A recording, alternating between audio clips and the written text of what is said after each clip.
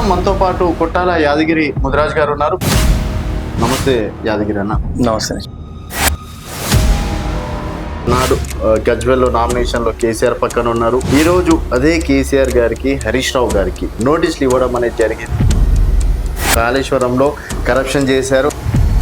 ప్రపంచంలోనే ఒక పెద్ద ప్రాజెక్టు కాళేశ్వరం ప్రాజెక్టు.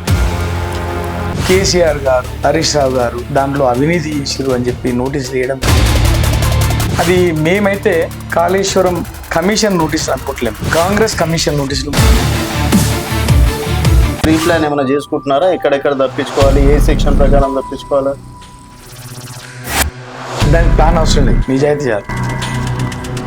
కాళేశ్వరం నీళ్ళు లేకుండా ఈసారి తెలంగాణలోనే దేశంలోనే అత్యధికంగా వరి పండించిన రాష్ట్రంగా రికార్డు వచ్చింది. మరీ కాళేశ్వరంకి వెళ్ళి వచ్చిన నీళ్ళన్నీ ఏడిపోయినాయి, మరి ఏమైనా కొట్టుకపోయినాయి. ఈ ప్రాజెక్ట్ విషయంలో హరీష్ రావు గారు, ఈటెల రాజేందర్ గారు, కేసీఆర్ గారు ముగ్గురు ఒకటయ్యిండ్రు. బీజేపీలోకి బీఆర్ఎస్ విలీనం అవుతుంది. దానికి సంబంధించిన సాక్ష్యాలు కూడా ఉన్నాయని చెప్పేసి మహేష్ కుమార్ గౌడ్ గారు చెప్తున్నటువంటి మాట. ఈ నుండి అప్పుడైంది మరి వాళ్ళు మాట్లాడినప్పుడు సాక్ష్యాలు ఉన్నాయంట. మరి ఆయన నిజమే మాట్లాడితే బయట పెట్టమని చెప్పండి. మీలాంటి ప్రెస్ మిత్రులు ఉన్నారు కదా, పేపర్లు ఉన్నాయి కదా, టీవీలు ఉన్నాయి, ఛానల్స్ ఉన్నాయి, ప్రింట్ మీడియా ఉంది, ఎలక్ట్రానిక్ మీడియా ఉంది, అన్ని రెడీ ఉంటాయి. ఇట్లా ఇస్తే అట్లా ఏనికి ఇవ్వండి. నేను ఛాలెంజ్ చేస్తున్నా మహేష్ కుమార్ గౌడ్కు, నీ దగ్గర నిజంగా సాక్ష్యాలు ఉంటే మీరు ఇవ్వండి.